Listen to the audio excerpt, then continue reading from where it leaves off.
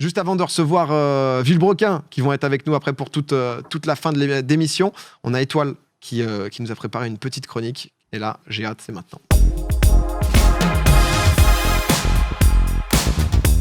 Cette photo, on est désolé, je savais pas qu'on avait réutilisé cette...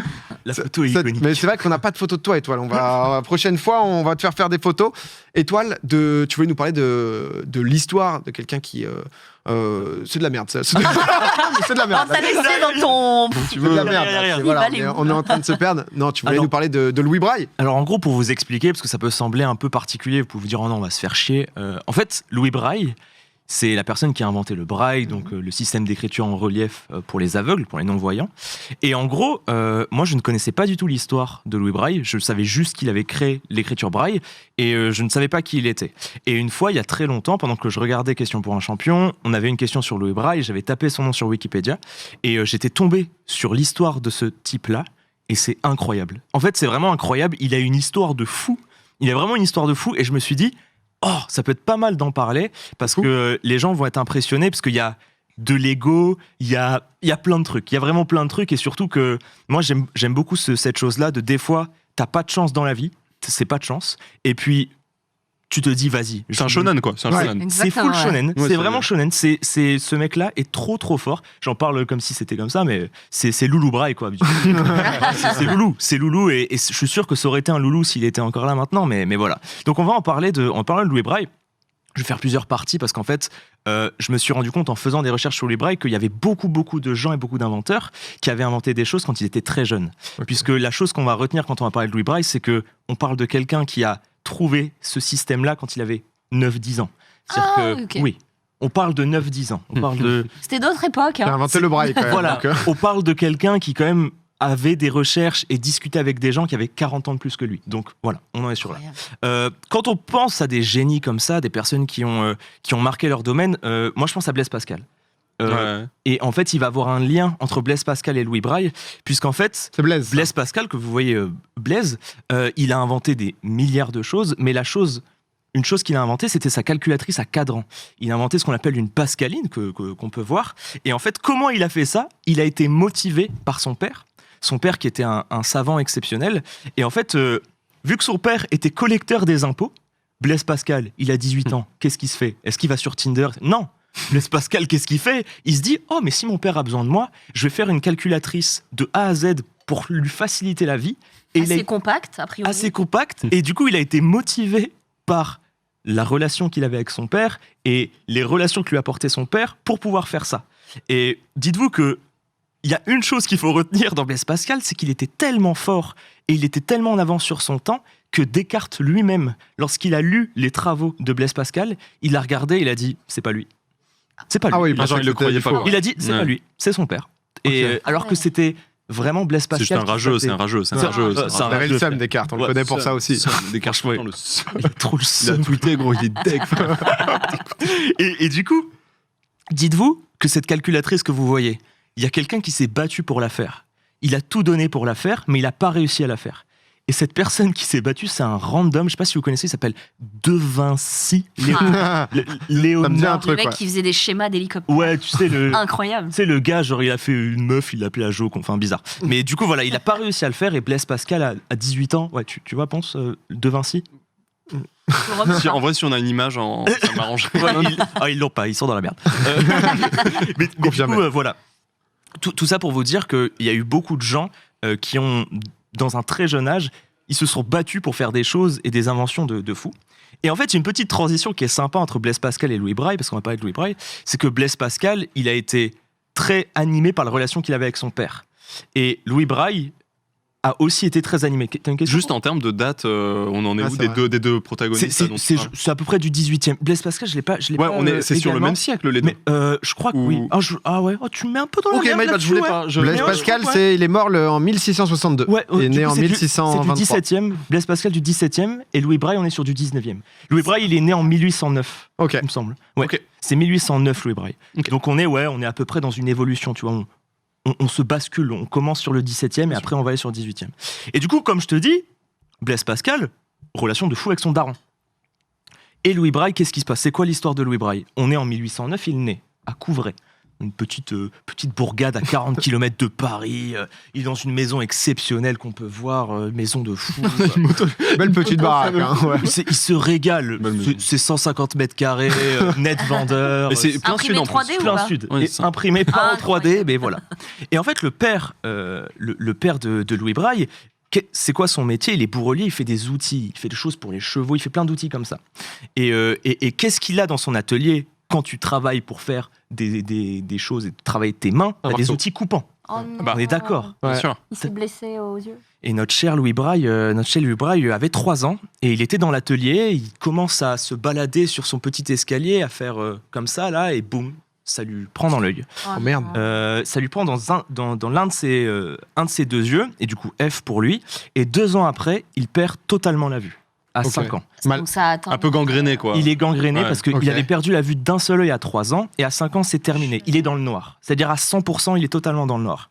À l'époque, il faut savoir que lorsqu'on est, on est au 19e siècle, au début du 19e siècle, lorsqu'on est aveugle, Ah bah, la société. On est mendiant. Oui. Oui, Au revoir. c'est ça. la ouais. plupart des enfants aveugles devaient, entre guillemets, pour subvenir aux besoins de la famille, aller dans la rue, demander de l'argent aux gens. C'était ça. Donc, il contribuait comme ça. Il contribuait comme ça.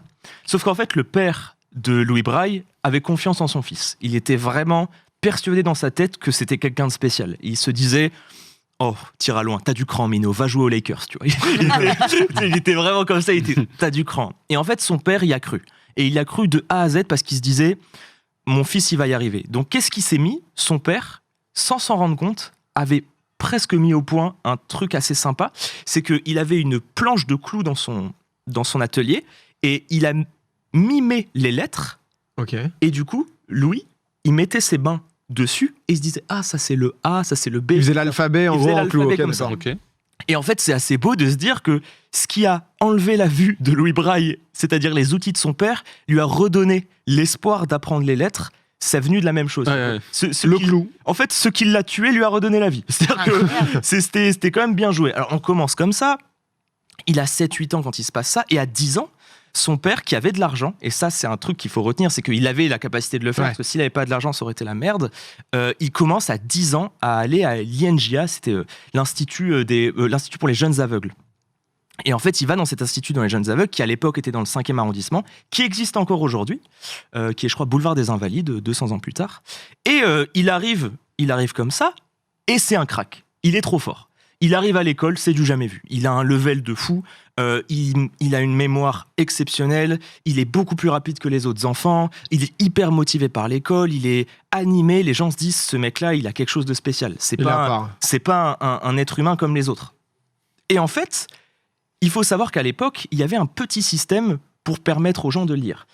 Il faut savoir que c'était monsieur Ahuy, Valentin Ahuy, je prononce peut-être un peu mal, c'est H-A-U-Y. C'est lui qui fait l'Institut national des jeunes aveugles et il a créé un système. Tu sais, il crée un système pour pouvoir lire. Et Louis Braille le craque. Qu'est-ce qu'il se dit? Il se dit... Oh, mais c'est ce- de la merde ton système. Exactement. Il est vraiment pas ouf, en vrai. Louis Braille, Mage. il a 10 piges et il est en À mode... 10 ans, ouais. Frère, c'est... Enfin... C'est pas opti, en fait. il est rené, ton Je ne capte rien. En même temps, en tant que malvoyant, il sait mieux que.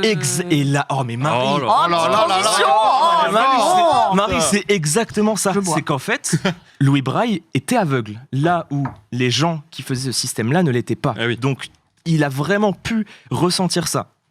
Et donc, en fait, à ce moment-là, Louis Braille se dit, il y a un truc à faire. 2 ans plus tard, il a 12 ans, et là, il y a un protagoniste qui arrive, et lui, c'est le New Challenger. Le New Challenger, c'est Charles Barbier de la Serre. Et Charles Barbier de la Serre, oh les gens, vous allez pas trop l'aimer. Parce qu'en fait, Charles Barbier de la Serre, il a plus de 50 ans. Et en fait, il arrive à l'Institut national des jeunes aveugles. Et il leur dit, regardez mon système. C'est un système où vous pouvez apprendre à lire. Et ça ressemble à peu près au braille. C'est-à-dire, c'est un système où tu mets tes mains dessus et il y a des lettres qui sont un peu en relief. C'est des grosses reliures. Et tu peux lire ça. Sauf qu'en fait, c'était un système qui était très très dur. C'était long pour lire, ça faisait chier. Tu devais vraiment... En fait, tu te perdais. Ok. Parce que... Tu te souvenais pas de la première lettre, quoi. Voilà, tu te souvenais pas Ouais. de la première lettre. T'étais là dans ton livre, ça prenait du temps. Louis Braille, qu'est-ce qu'il dit? Oh, c'est de la merde, Charles. Il va voir Charles, mon À ref. 11 ans, genre Il a 12 ans. À 12, ok. Il va voir Charles et lui dit, je peux faire mieux. c'est vraiment comme ça qu'il le vend. C'est-à-dire qu'en fait, il va voir Charles Barbier de la Serre et il lui dit, écoute, il y a moyen de faire un truc, tu vois. Genre, il y a moyen de faire un truc, sauf que il le prend pas au sérieux. Il lui dit, un gamin de 12 ans qui arrive, t'as un système qui est établi, machin, oui. Il lui dit, c'est pas possible. Et en fait, ce qui est trop drôle, c'est que lorsque Charles Barbier de la Serre dit ça, il se dit, bon, il y a aucun problème, enfin, c'est pas possible. Ouais. Sauf que Louis Braille insiste et dit que le gros problème de l'écriture de Charles Barbier, c'est que il n'y avait pas d'orthographe. C'est-à-dire qu'il n'y avait pas d'orthographe, il n'y avait pas de phonétique. Donc à 12 ans, il a compris le problème. Et à 12 ans, il lui a bien dit, ton problème, c'est que ton alphabet ne nous sert pas à nous, puisqu'il n'obéit pas aux règles de grammaire, il n'obéit pas aux règles d'orthographe. Go next. Ouais, non, mais il lui dit pas juste que c'est de la merde, il lui fait comprendre pourquoi il y a un souci et que ça fonctionne pas. Il est vraiment précis dans ses arguments, c'est exactement ça. Il lui dit que c'est pas optimisé. Ça lui fait pas peur, ça. Ouais, j'allais te dire. Et il a vraiment de l'ego. C'est-à-dire qu'il le prend pas au sérieux. Lorsque tu regardes des textes scientifiques qui expliquent l'histoire, ils disent il ne le prend pas au sérieux puisque c'est un enfant. Okay. C'est ça, c'est écrit. Il le prend pas au sérieux, il s'en fiche.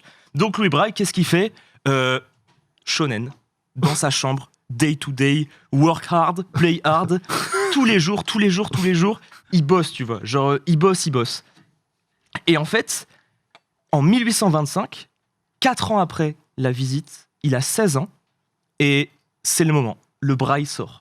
Le Braille, la mixtape est forte. Le mec, il a charbonné 4 ans sur l'album. Et là, on a l'invention du Braille. Qu'est-ce que c'est le Braille ? C'est beaucoup plus simple que ce qui s'était passé avec Charles Barbier de la Serre. On a 6 points. On a juste 6 points qui vont nous permettre de lire des choses. Et le truc qui est assez impressionnant, c'est qu'il a pensé à tout. C'est-à-dire qu'on a des lettres, 63 combinaisons différentes pour faire des lettres, des phonétiques. On a des notes de musique, on a des chiffres. C'est-à-dire qu'il a pensé à tout le monde. Et comme vous pouvez voir, on a préparé un truc assez sympa pour vous dire, regardez à quoi ressemble par exemple si on écrit popcorn en braille. Vous voyez, popcorn en braille. Honnêtement, voilà, c'est rapide. Hein. On passe son doigt dessus, on regarde un peu les reliures, on se dit, ah ouais, ok, P-O-P-C-O-R-N, popcorn. Ok. J'ai fait un petit test, un petit truc pour rigoler. Qu'est-ce que c'est comme mot, ça ? Ah, attends. Moi, je sais. C'est déjà, c'est... Il y a R. Qu'est-ce que c'est comme mot ? Peut-être des gens du chat qui vont peut-être le capter. C'est la Xbox. C'est la Xbox avec beaucoup de X. Il y a beaucoup de X. Xbox. Il y a beaucoup de O. Ça régale. Ouais, voilà. C'est la Xbox. C'est quand même assez incroyable de se dire qu'on est en 1827 et on parle de Xbox, quoi. Non, mais déjà, on parle de Xbox, parce qu'il joue à la Xbox. Et en fait, en 1827, l'alphabet que présente Louis Braille à la surface du monde est un alphabet qui ressemble vraiment beaucoup à celui qu'on a maintenant, tu vois. C'est-à-dire qu'il n'y a pas énormément de changements. Il y a des changements, des petits trucs, mais il leur a montré, quoi. Et moi, je trouve ça incroyable, parce que tu te rends compte de l'histoire de quelqu'un qui perd sa vue, qui est en galère de A à Z, qui réussit à aller à l'institut, qui enseigne à l'institut à 11-12 ans, c'est-à-dire qu'il donnait des conseils aux gens, qui ensuite se présente à ses pairs, qui présentent des systèmes qui sont, entre guillemets, brevetés, validés par la street, tout le monde est d'accord avec eux, et il arrive et il lui dit « Non, moi je suis pas d'accord ». Et il adapte son système à tout le monde, et il donne son nom, maintenant, au Braille, c'est-à-dire que maintenant, voilà, c'est le nom, quoi. Mais genre à 16 ans, quand il a présenté le Braille, les gens se sont rendus compte que c'était une dinguerie. Ok. Ah ouais. C'est Barbier arrivé. de la Serre, il a fermé sa bouche. Il y a eu encore des... Enfin, tu sais, il y avait forcément des gens qui se remettaient en question et tout, parce que ces systèmes-là étaient instaurés. Dis-toi que cet institut-là... Il fallait déconstruire pour reconstruire. Enfin, c'est compliqué. Parce que t'as 50 ans et que t'as toujours appris avec l'ancien système et qu'il y a un nouveau qui arrive, soit tu comprends tout de suite que ça te sert et que c'est plus facile, soit t'es en mode bon, c'était bien avant. En fait, tu compares les deux et tu te dis, imagine, t'as 12 ans, même si t'es un monstre, quelqu'un qui a 50 ans qui est reconnu, c'était difficile, quoi. Mais du coup, voilà, je trouvais que c'était une histoire qui était incroyable parce que c'est ce genre de personnes et ce genre de profil qui me Enfin, je sais pas, je trouve ça incroyable, je trouve ça inspirant. De fou. Ah bah oui. Moi, je trouve que c'est pas du tout l'histoire derrière, même sur le question compte, mais sur justement la manière de lire, de comprendre les lettres ou autre. Ouais. Là, le truc de Xbox, mais le X, du coup, parce que c'est 2 colonnes par 3, c'est ça ? Ouais. C'est 3 et 3. En gros, je sais pas si tu connais un peu le domino. C'est le 6 du domino. C'est comme ça que tu peux un peu voir à quoi ça ressemble le Braille. Tu sais, t'as les 6 points, quoi. Ok. Et le X, c'est les 2 extérieurs en haut en bas, quoi. Ouais. Et en fait, t'as ce truc-là de... Tu peux... 130 langues différentes peuvent être mises avec le Braille. C'est-à-dire que les phonétiques différentes veulent dire des choses différentes. T'as du Braille avec des langues différentes et tout. Et ça, c'est fou de se dire que n'importe qui dans le monde peut lire du Braille, qu'il soit chinois, qu'il soit français, etc. Tu vois. Et t'as de la phonétique en chinois, par exemple, t'avais 2 caractères en bras, le yong en chinois était dit comme ça. Et c'est incroyable. Mais ça veut dire qu'il avait une connaissance du monde accrue aussi pour 12 ans. Non. Il l'a fait que pour l'alphabet français, il l'a fait pour le français, lui. Mais je te dis maintenant, c'est dans le sance où ça a été étendu. Je pensais qu'il avait réfléchi déjà au fait de pouvoir étendre. À 12 ans, moi, je fais des Pokémon. Laisse-en. Par contre, le truc qui est fou, c'est qu'il a quand même ce niveau-là de penser aux notes de musique et tout. Tu vois, c'est ça que moi je me suis dit. C'est très ouvert. Il englobe tout, quoi. Putain, votre travail était chaud. Et vas-y, Marie, t'inquiète. Vraie question, j'ai l'impression que. Alors, peut-être que je me trompe, mais les génies comme ça, comme un Mozart qui est capable de composer sa première musique à. Je sais même pas s'il marche. Une symphonie à 7 ans ou 9 ans, je sais plus. S'il marchait quand même. Est-ce que ça existe encore ? Est-ce qu'il y a des faits d'aujourd'hui qui prouvent qu'on a encore des génies comme ça ? Ou est-ce qu'à un moment, on a... Tu l'as eu chez Popcorn il y a 5 semaines, le pilote de Formule. Ouais, par exemple, oui, c'est vrai, il y a certains sportifs, à 10 ans, tu sais que ça va être une pépite. Ouais, je pense qu'il y en a. Il y a aussi, je pense, certains aussi créateurs d'entreprises. Par exemple, tu vois, j'en sais rien, en vrai, je connais pas leur vie, tu vois, mais genre Bill Gates, à mon avis, il faisait des petites dingueries quand il avait 10-15 ans. Tu vois. Juste, il y a un truc dans la vie de Louis Braille qui est horrible, le pauvre. Il a donné sa vie pour aider aussi les autres élèves. Du coup, il restait beaucoup dans le dortoir. Et il a chopé la tuberculose dans le dortoir. Oh non Vraiment, no luck, de A à Z, genre unlucky. Il est décédé à quel âge il est mort très tôt, il me semble. Okay. J'ai pas la date, mais je crois qu'il est mort. 43 ans. Ouais, t'es rapide. Ouais, c'est Wikipédia. C'est hallucinant, j'avoue que Louis Braille, je connaissais pas spécialement son histoire. Je sais que ça existe le Braille, mais... Moi, c'était des trucs qui me passionais, quoi. J'hésitais. Merci de nous les avoir partagés, Étoile. Et c'est vrai que ça nous permet d'apprendre un peu plus. Le parcours de Louis Braille, c'est toujours...